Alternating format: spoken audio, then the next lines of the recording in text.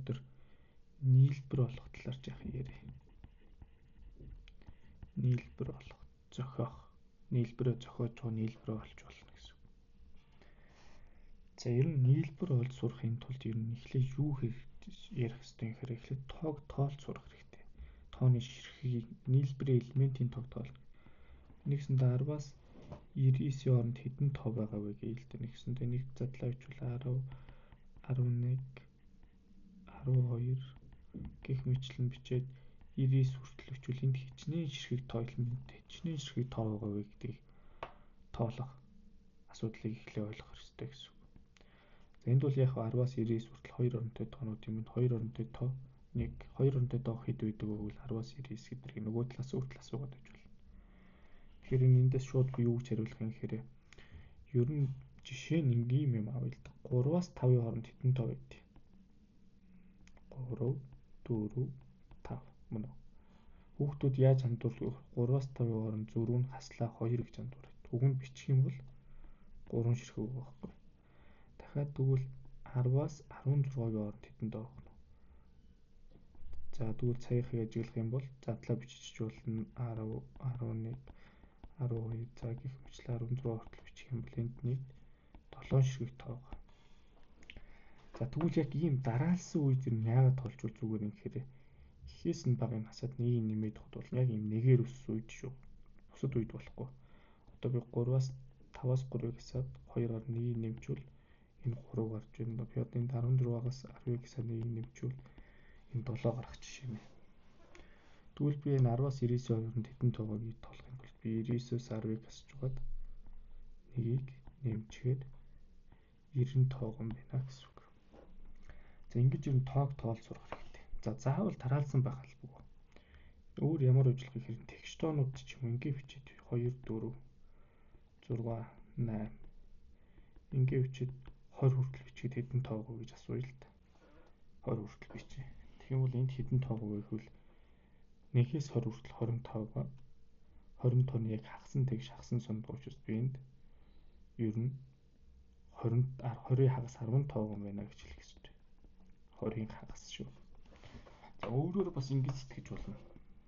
Яаж вэхээр 2 гэдэг тоо юм дугааруудын би биччихье бүгднгийнхэн доор.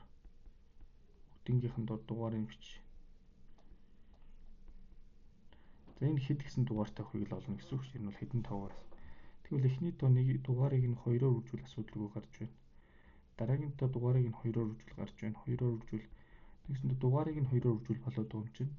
Тэгвэл энэ дугаар тоо 2-оор үржүүлээд 20 гарсан юм бол 20-ыг 2-т тухаад ер нь энд 10 гэдэг тоо байгаа юм байна. Тэгвэл 20 бол 10 дугаар тоо буюу энд ер нь бол 10 тоо байгаа юм байна гэж хэлж байна. За хамгийн ер нь зөв ярьж байгаа хүн яаж ярих вэ гэхээр 1-ээс 20 хүртэл 20 тоо байгаа. Тэрний тал нь тэгш, тал нь сондгоо байна. Ягаад гэвэл дараалсан тоонд тэг сондгоо үргэлж ээлжилж явна шүү дээ. Тэг сондгоо, сондгоо тэгш ч юм уу, тэг сондгоо ч юм уу. Тэгэхээр энэ тэгшимтэй яг ижлэхээ оролцох байхгүй юу? За ингэж юм тоог нь их тоол сурах хэрэгтэй. За одоо тэг цааш нь нийлбэр зохиож болох байхгүй юу? Одоо би хамгийн simple нийлбэр бол хүмүүсийн хамгийн түгээмэл эхлээд боддог бодлого бол 1-ээс 10-ийн нийлбэрийг олъё л да. 1-ээс 10 хүртэл хэдэн тоогоо гэхээр тэрийг тоолох эхлэх нэгт. За яагаад тэр хэрэг болдгийг одоо ярив. Захиа 2-ыг нэмэе л хэд вэ? 11. Тэгвэл дараагийн 2 тоог нэмвэл энд 9 он чинь нийлээд 11. Тэгвэл энэ тоог хахаас нь 2-2-оор наваад бол 11-үүд л үүсээд байна гэсэн үг шүү дээ.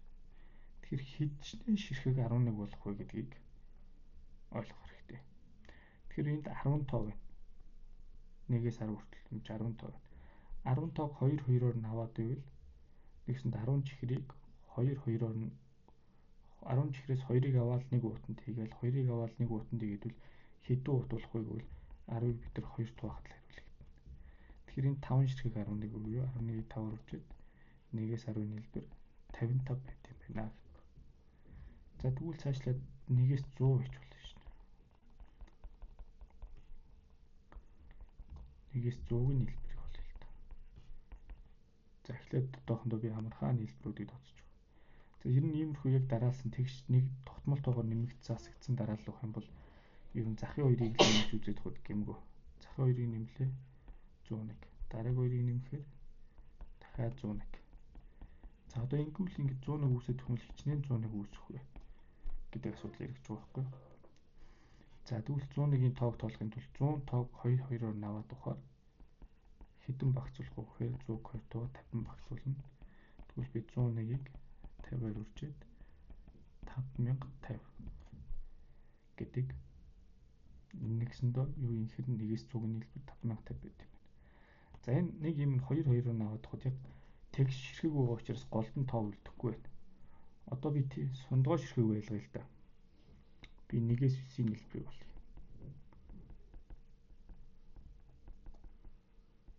Тэгэхээр энэ 9 тоо юм чи 2-2-оор наваад байл хичнээн 10 үүсэх вэ гэдэг асуудал эхлэх ярьж байгаа байхгүй. За энэ бол одоохондоо бага нийлбэр учраас бүгдийг бичиж чадж байна. Энэ бол 1-9-ийн нийлбэр, энэ бол 2-8-ийн нийлбэр, 3-7-гийн нийлбэр, 4-6-гийн нийлбэр. Тэгэхээр голдон нэг тоо ганцаараа 5 үлдэж байна. Нэгсэндээ голын тоо нь үлдчихнэ гэсэн. Тэгэхээр энэ нийлбэр юу юм гэхээр 14 ширхэг байна. Тэгээд 5-ыг нэмчвэл 45 байна гэсэн үг.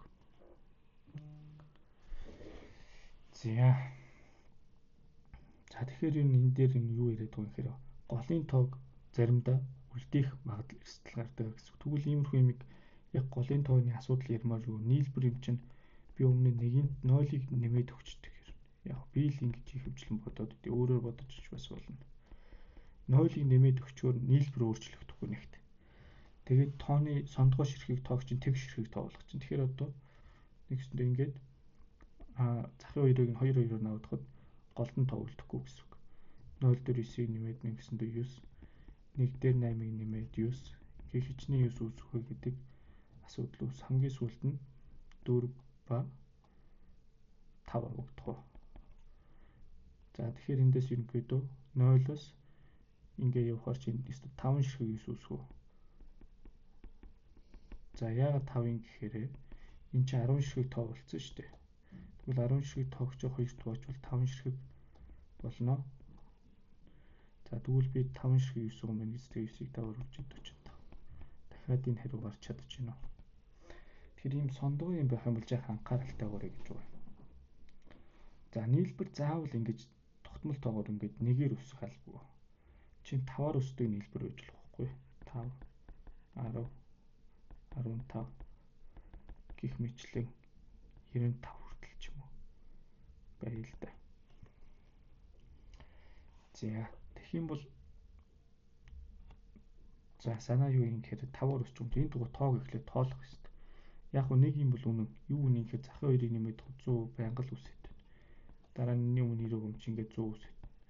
Тэгэхээр хэдэн 100 үсэх вэ? 100 гэдэг тоо хичнээн удаа үсэх вэ гэдгийг харуулахын тулд энэ дугаар тооны ширхэг чухал гэсэн үг. Тэгэхээр би 1-ээс 95 хүртэлх 5 дугаар гэдэг тоонуудыг бичээд байна. Тэгвэл 1-ээс 95 хүртэлх 5 дугаар гэдэг хэдэн тоог харуулвал 95-ыг 5 тоогаал бүхэд ноог дурыг авчих шүү дээ. Тэр бол 19 авчих шүү дээ. Тэгвэл 19 тоог 2-2-оор наваад голын тоо гэдэг юм үлдэх нь шүү дээ. Тэгэхээр голын тоогоо дахиж тооцож болох хэрэг гарах гэдэг. Тэгэхээр би энэ дээр яах юм хэрэг 0-ыг нэмж өгөөд засчихъя гэсэн. Тэг ширхэг болгоч. 0-ыг нэмэхэд нийлбэр өөрчлөгдөхгүй. За тэгвэл нийлбэр юу юм гэхээр дандаа 95-д үүснэ. Захын 2-ын нийлбэр 95, дараагийн 2-ын нийлбэр 95. Хэдийн 95 үсгэхээр 19 тоо байсан чинь 0-ыг нэмчих чинь 25 болчихно.